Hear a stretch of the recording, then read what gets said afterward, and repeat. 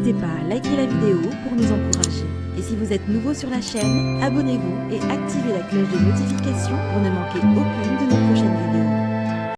Bon, en fait, les amis, vous savez que Malick Blata est un influenceur qui dénonce, attaque certains influenceurs comme lui, des rappeurs, des artistes, entre autres. Mais lui, aujourd'hui, il se fait attaquer par Rachid. Et du coup, Rachid fait des révélations choquantes. Donc, on va écouter Rachid. C'est Rachid, et qui est tête lourde, et qui est le gars qui peut. Pour faire bref, pour pas faire des stories de Milan. On est des grands garçons maintenant. Les délires de clash interposés des réseaux, pas le temps pour ça. Surtout ces derniers temps, j'ai pris conscience de plein de choses. J'étais rempli de et de fierté mal placée, inutile avant. T'as vu, maintenant, j'ai compris certaines choses. Et j'ai compris, enfin surtout les personnes qui m'ont contacté m'ont fait comprendre comment que ça fonctionne. Vous le savez tous, il y a des vidéos qui ont tourné sur les réseaux sociaux, publiées moi-même, où il me fait des menaces en prétextant être ami du shir, avoir le shir avec lui, avec la police et tout. En gros, il prend des personnes du gouvernement là-bas pour sa sécu. Genre en gros, il chie sur les gens sur les réseaux sociaux. Il chie sur les gens sur les réseaux sociaux et il chauffe les gens. Et une fois que les gens le remontent, voilà, j'appelle la police. En gros, c'est ça. Et vu que ça aime bien qualifier des actes volontaires de dommages collatéraux, là, c'était réellement un dommage collatéral. Donc en fait, ces vidéos-là ont atterri chez des personnes là-bas qui se sont intéressées à ça. Au début, ils pensaient que c'était moi qui les réseaux. Donc ça fait 3 semaines que quasiment tous les jours de la semaine, je suis en contact avec des personnes là-bas, des locaux. Ils ont constitué un dossier. Au moins. Et pourquoi je vous dis ça? Parce que dans pas très longtemps, il va y avoir une ouverture. Il va se passer un événement. Et de cet événement-là, je vais vous placer un lien, et ce lien-là vous permettra d'envoyer toutes vos plaintes. C'est-à-dire qu'ils seront réceptifs là-bas.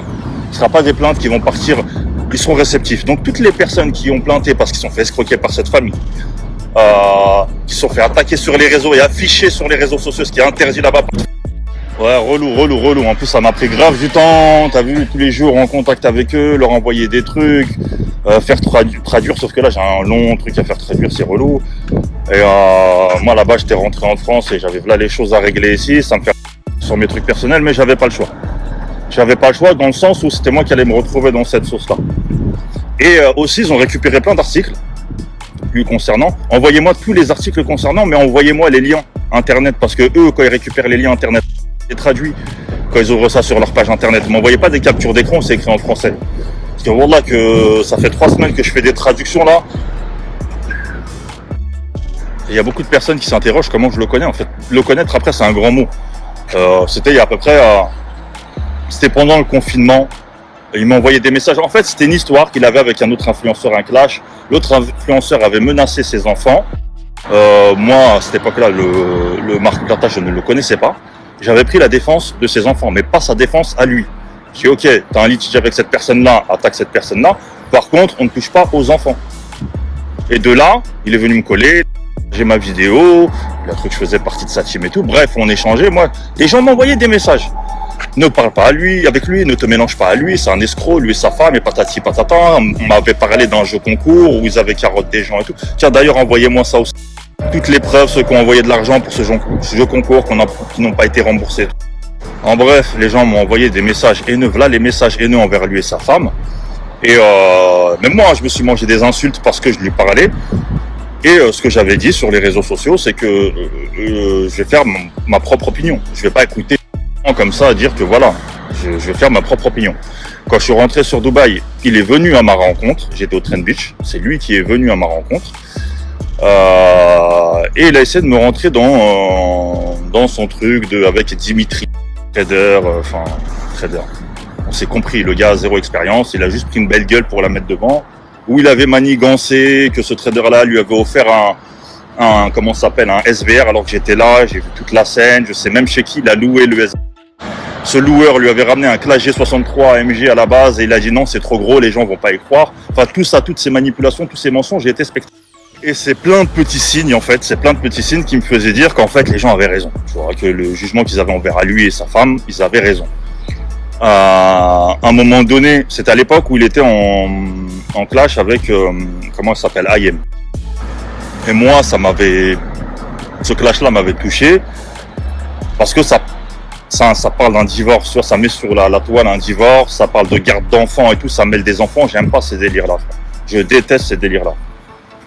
Et je lui ai dit, franchement, ce que tu fais, c'est pas bien, t'es là, ta fille, c'est une histoire de garde d'enfants, de divorce et tout, nanani. Je dis, toi, demain, Nadé, elle te quitte, bail de garde d'enfants, il y a un inconnu qui vient sur les réseaux qui vous affiche, tu le prendrais comment? Il m'a dit, je n'ai rien à foutre, Vincent Miclet m'a payé pour ça. C'est là où j'ai vu vraiment que l'argent, tu vois, la soif d'argent, c'est leur moteur. Et rien. Je voulais être rapide, mais en vrai, je suis en roue libre. Après, l'endroit, il est magnifique. Et au moins, vous savez l'histoire du début à la fin. Bref, à partir de ce moment-là, quand j'ai vu leur vrai visage, je me suis écarté d'eux. Mais je les voyais quand même sévir sur les réseaux sociaux. Et les connaissant, leur vie, c'est tout, j'ai mis en garde les gens sur les réseaux. Surtout, c'est pas le fait qu'ils fassent des arnaques qui me dérangeait. C'est le fait qu'ils utilisent l'islam, qu'ils utilisent la religion pour rabattre des gens. Tu vois, promettre à des gens qu'ils allaient gagner entre 150 et 200 euros, des pauvres gens, leur disant, en appuyant sur la religion, Inch'Allah, nanani, nanana, c'est des petits foyers, t'as vu, qui sont arnaqués comme ça. C'est pas de tous réunis sur les réseaux sociaux, c'est bien les pires. Il n'y a pas au-dessus d'eux, il n'y a pas. Vraiment, au-dessus d'eux, c'est chaud. Au-dessus d'eux, c'est chétan, frère. Il n'y a pas. T'as vu? Pour te dire, avant de mettre les arnaques, leur façon de gagner de l'argent, c'était de faire du chantage sur les réseaux sociaux. C'était de récupérer des dossiers sur eux, de lâcher un peu d'échantillons sur les réseaux, et quand ils se faisaient contacter, ah ouais, tu veux pas qu'on parle de toi? Tu payes. Voilà. La médisance par chantage, c'était ça. Enfin bref. Donc moi, je m'étais en garde, le connaissant personnellement, les gens sur les réseaux sociaux, et je le croisais tous les jours sur Dubaï. Au Cana Café, lui et sa femme et tout. Jamais de la vie, il a osé se lever, venir me voir et m'embrouiller ou quoi que ce soit. Il ne m'a jamais adressé la parole concernant tout ça. Mais je pense que, tu sais, je les vois comme les rayeurs de voitures. C'est des gens qui ont un seum au fond d'eux et ils veulent te faire. Et ils peuvent pas. Ils peuvent pas, frérot. Ils ont pas de... Voilà, je vais pas être vulgaire, mais ils ont pas, frère. Tu vois ce que je veux dire? C'est des gens qui se cachent à Dubaï, derrière les réseaux sociaux, et qui pensent que la police de Dubaï, c'est leur agent de sécu. T'as capté? Après, un autre influenceur est arrivé sur les réseaux sociaux, on a fait sa base de contenu, il les insulte tous les jours, il les charrie tous les jours et tout, pour savoir que je ne les ai jamais insultés, que ce soit lui ou sa femme. Il les insulte tous les jours et tout. Bref, moi, je me suis retiré. Je ne parlais plus d'eux. Je ne parlais plus. Jusqu'à dernièrement, là, à la fin du Ramadan, il me semble que c'était au mois de mars, si je dis pas de bêtises, je suis au Maroc, en famille, pour l'Aïd, tranquille, peinard, dans mon coin, je casse la tête à personne, frère. Et je reçois un paquet de messages en train de faire un live, ils parlent de toi, ils font un live, ils parlent de toi, ils font un live. Donc on m'envoie le lien, je vais sur le live, je vois, il y a Lumark, il y a Nadé, il y a Mayania et Nabil El Mouni. Et je vois, au moment où je rentre, les commentaires, c'est quoi, de Nadé, Hijab, voile, qui sont présentés, voilà, en train de dire à Maya, Rachid, donc moi, Rachid t'a baisé, et il t'a payé pour, t'es une escorte. Genre moi, je paye des timbres à Dubaï. Genre, je sais pas pourquoi j'ai atterri dedans. Je paye des escortes à Dubaï. Très sur moi, j'ai rien dit. J'ai dit quand je vais rentrer à Dubaï, du Maroc, je rentrais directement à Dubaï. Écoute jusqu'à la fin, comme ça tu vas comprendre comment c'est un lâche. Donc je rentre sur Dubaï, je ne le cherche même pas. Je ne le contacte même pas, je sais que je vais le croiser. Et arrive un jour où je le croise à la salle de sport, au Binous. Il était avec Dila, je sais pas quoi. Donc je vais le voir, je dis vas-y sors, on va parler. Il veut pas. Je dis frérot, t'as vu, je viens avec du respect. T'as vu, je te demande de sortir, on va discuter. Il me dit non, je veux rien avoir à le faire avec toi. Pas de souci. Ok. Je sais où je vais te trouver. Je vais te parler, je sais où je vais te trouver. Tu le prends comme ça? Donc je continue mon entraînement avec les potes et tout. À un moment donné, il arrive, il me dit si tu veux parler, j'ai fini mon entraînement, on y va. Ok. Donc on sort, on arrive devant l'entrée de la salle, il s'arrête. Je dis frérot, viens, on va dans le... T'as vu pourquoi tu t'arrêtes devant la salle? Il me dit ouais mais non, mais en fait t'as vu l'histoire du live, j'ai appelé Nadé, il y a un quiproquo, elle a jamais dit ça, nanani nanana, quoi qu'il en soit, on est des musulmans, moi je m'excuse auprès de ma femme, nanani nanana. Et mon pote qui était avec À ce moment-là, il y en avait deux qui étaient là. Il me dit, vas-y, tu sais quoi, en vrai, tu sais, vous êtes amenés à vous croiser tous les jours, laisse tomber, ça sert à rien. Carrément, il me dit quoi? Il me dit, t'as vu, on est des musulmans, tu veux me serrer la main, on se serre la main, Allah, il n'y a rien et tout, nanani. Moi, je suis arrivé, j'ai dit, vas-y, ok, pas de souci.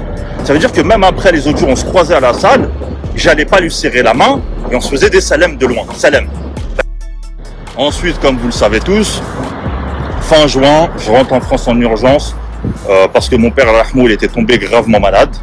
Donc, il était déjà malade depuis très très longtemps, mais son état s'aggravait. Du coup, je suis rentré pour m'occuper de lui. Au moment où je rentre en France, ça m'attaque sur les réseaux sociaux. Ouais, le Marc Blatta qui était avec qui j'avais parlé à la salle, avec qui il s'était excusé et compagnie. Donc dès que je suis rentré en France et je n'avais pas parlé de lui. Donc moi, je parle en privé. T'as vu, moi je suis déjà, j'ai la tête pleine, t'as vu, je suis en train de m'occuper de ma famille et tout. Je parle en privé, je dis, écoute, t'as vu, on a déjà parlé et tout, nanana, t'es en train de faire quoi? Pourquoi tu essaies de te laver sur moi? Pourquoi les gens ils sont en train de te détruire parce que t'as mis des douilles, t'es en train de passer dans tous les... Et tu essaies de détourner l'attention sur moi, c'est quoi ton délire là, tu vois? Il me dit, ouais, j'en ai rien à foutre, je sais pas quoi et tout, nanani, c'est ça, c'est les réseaux et tout. Et il me dit, tu me feras jamais ce que Booba m'a fait. Je sais pas ce qu'il est parti dans un délire, frère, t'as vu le truc. Et je dis, gros, parle pas avec moi, parle pas de moi. Il me dit, t'es un dommage collatéral.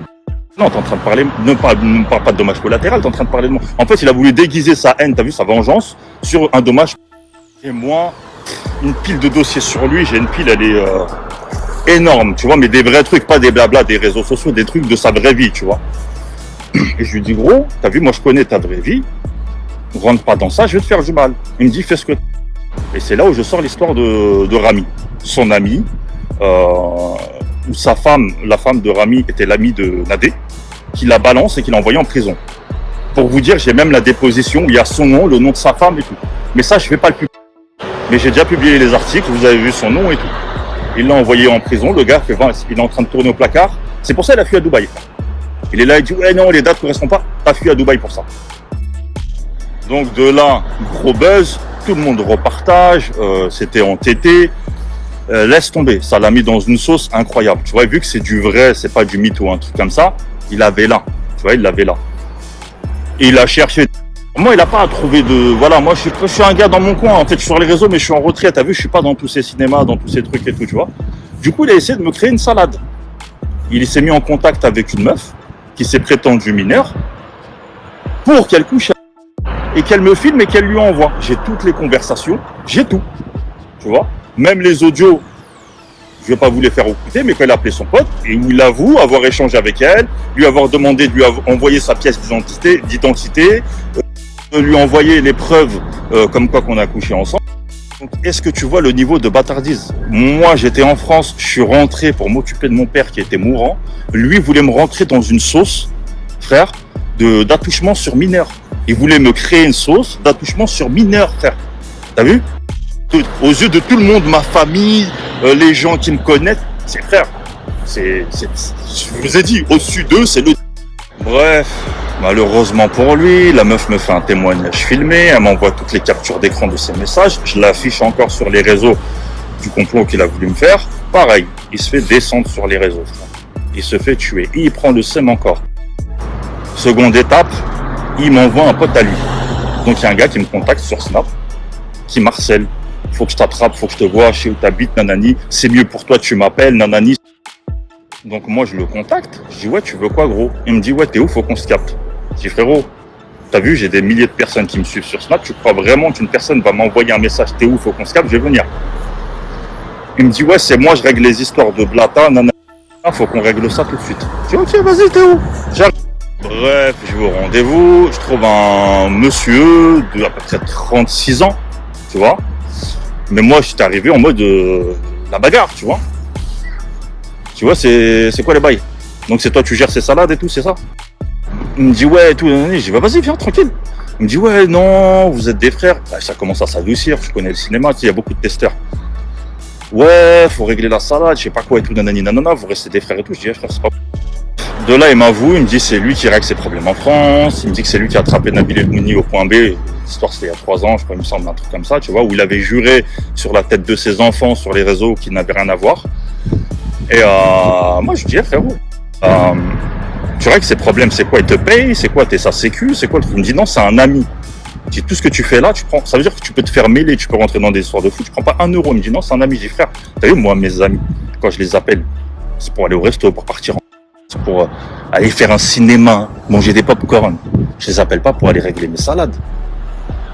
Je dis frère, ressaisis. Après, je le vois, ça se voit, il prend conscience de certaines choses, tu vois. Il me dit, ça se voit que t'es une bonne personne, t'as pas l'air d'être la personne dont il m'a décrit et tout, nanani, t'as l'air d'être intelligent et tout, nanani. Frère, t'as vu, moi, c'est mon hack. T'as vu, je suis pas venu, il a voulu me faire des trucs de fou. Je suis dans mon droit, frère. Je suis dans mon hack. Je dis, bah, tu sais quoi? Vu que t'arrêtes pas de me dire que c'est une bonne personne, il est gentil, appelle-le. Appelle-le, mais sans lui dire que je suis là. Comme ça, moi, et mets-le au parleur, comme ça, moi, je vais voir moi en mon absence. Et c'est là les vidéos que j'ai enregistrées. C'est là où le bail il s'est lâché, tu vois, il s'est pris pour Pablo Escobar. Je mets le casque. Tu me connais, je mets le casque. 1m50 comme ça, là, je mets le casque. Et de là, il a commencé à lâcher des dingueries. Et wallah, que même moi, j'étais choqué. Même moi, qu'elle a commencé à parler du shérif, du chef de la police, des feux de Gims. Je dis, wallah, qu'il est fou. Il est vraiment, il a un pet au casque. Ça y est. Trop de Dubaï, pas confronté à la réalité. Ça y est. Ça, tu vas sortir des trucs, c'est très grave. Déjà, s'attaquer aux gens sur les réseaux, les afficher, c'est très grave. Mais ça, t'as vu, prétexter être avec le gouvernement, c'est chaud de fou là-bas. Et là, il le sait, il a beau faire le fanfaron, rigoler, tout, il transpire. Et il a chaud, je vous le dis. Tous ceux qui sont sur Dubaï, quand ils ont entendu l'audio, ils m'ont tous envoyé des messages en me disant « pétez les plombs ». Ouais, c'est chaud pour lui. Et comme je vous ai dit, les vidéos, elles ont tourné, sauf que j'avais masqué son numéro, tu vois, elles ont tourné, ça atterrit sur des gens de là-bas qui n'ont pas apprécié du tout, en sachant que la personne vit là-bas. Ils pensaient que c'était moi, donc j'ai dû prouver que ce n'était pas moi et dire c'était qui. Là, c'est pour ça que je vous demande de m'envoyer toutes vos plaintes. Pas que les plaintes d'arnaque, hein. Même si vous avez affiché sur les réseaux sociaux, il a fait de la diffamation sur vous, de la médisance sur vous, en tout. Les articles aussi, s'il vous plaît, les liens d'articles. Ah ouais, et une dernière chose, en vrai, ça aurait pu s'en arrêter à là. Vraiment, parce que j'ai pas le temps pour ces conneries-là. Moi, je suis un mec, j'aime bien délirer, j'aime bien rigoler, mais j'aime pas quand ça part dans la haine, tu vois, quand ça déborde des réseaux sociaux. Quand les gens essaient de te faire des vrais trucs sales, tu vois. Ça aurait pu s'arrêter à là. Mais quand mon père, il est décédé à Ahmou, il m'a attaqué sur ses réseaux, sur Insta. Il a fait une longue story qu'il a laissé 24 heures. Sauf que les gens lui ont envoyé des messages. Il n'était pas au courant, c'est pas grave. Les gens lui ont envoyé des messages en lui disant frérot. Et il est parti au Maroc, il est en train d'enterrer son père, t'es en train de l'attaquer et tout. Et il a laissé la story quand même. Il a laissé en vue les gens et il a quand même laissé la story. Pour ça, je vous ai dit, vraiment, c'est les pires. Au-dessus, c'est le diable. Tu peux pas faire au-dessus. Dis voilà, vous avez cru j'avais votre temps. Je parle aux deux ramasseurs de balles. Le loup des champs et Rachid System, et qui est le grand douilleur avec le Nosta. Et l'autre qui fait que des placements douilles. Bon bref, écoutez-moi bien les deux guignols là. Les deux ramasseurs de balles. J'ai pas votre temps. Et toi là, Rachid System, quand t'arrêteras de snapper ton enceinte Jean-Michel Jarre et de fermer ta porte à quadruple tour parce que t'habites dans une cage d'escalier sauvage, voilà, tu viendras parler avec moi. J'ai pas ton temps frère, respecte le statut ma gueule. Respecte le dis à mon avocat, parle avec mon avocat. J'ai déjà parlé de toi, mon avocat, il sait qui t'es, t'inquiète pas, appelle-le lui. Lui, il a ton temps, t'inquiète pas, il va te parler. Moi, parle pas avec moi, je parle à ton chef. Si tu veux m'adresser la parole, t'enlèves ta casse. Pour que tout le monde voit ton maxi coché best of tête. Quant à toi, Loup Deschamps, t'es là, t'es en train de t'exciter comme une petite pucelle. Ouais, quand je prononce ton blaze, je sais que t'es en train de mouiller. Et tu te dis, putain, il a dit mon blaze! Putain, j'ai percé, il a dit mon blaze, hein! Ouais, j'ai dit ton blaze, ouais, femme ta... qu'est-ce que je voulais dire? Ouais, parce que t'as mis la Rolex, je sais que t'es pas habitué, t'as capté? Nous aussi, à la base, on n'était pas habitués, tu vois. Mais la Rolex que j'ai mis, c'est une Rolex Milgauss. C'est pas une Rolex Tiffany. La Tiffany, c'est pour ça que j'ai mis le t-shirt falche que j'ai là, t'as capté? La Tiffany, c'est pas la Milgauss. Mais comme tu connais rien chez t'es en souffrance totale. T'as été au concert de Booba. Quand tu te snaps sans lunettes, tu me fais grave pitié. J'ai envie de faire une cagnotte litchi pour toi. Toi et ton pote avec sa grosse tête. Voilà que vous souffrez tous les deux. Et vous espérez que Papa Cop vous donne un petit billet ou en mode il vous donne suffisamment de force pour que vous puissiez faire des pubs. Mais même lui, il se dit, mais pourquoi je les ai pris eux? Wallah, il se le dit, pourquoi j'ai pris eux? Blata, c'était le meilleur. Blata, c'était... Ah, il a pris 2 coteaux, ma gueule, 2 coteaux rêves, frérot, 2 golemons, ils sont là, ouais, l'autre avec sa casquette. Oui, je vais porter paix. Vas-y, arrête de nous parler.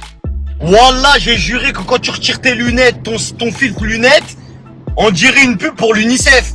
Tu me fais grave pitié, j'ai envie de faire des cagnottes laitiers à chaque fois que t'enlèves le filtre avec les lunettes. Tu sais pourquoi tu mets ton filtre avec les lunettes? T'as des yeux enfoncés. Ah, les fous, ils sont enfoncés. Tes yeux, ils sont dans ton cerveau. Voilà, ils ont pris du recul sur ta vie. T'as tellement les yeux enfoncés, on dirait que t'arrives à voir dans le passé. Avec ta tête de fou. T'as tellement les yeux enfoncés, on dirait que c'est une tête de mort. Il est mort? Non, il est pas mort, frère. Je vais demander à Dylan Thierry de venir dans ton secteur pour venir faire des vidéos avec toi, il va te donner à manger. Miskin, t'es là, tu fais 800 bandes pour manger. T'as qu'à appeler Dylan au lieu de le critiquer. Dis-lui, il vient, il fait de l'humanitaire. Il pourra t'aider, il va t'acheter une paire de lunettes et il va te donner à manger dans la bouche.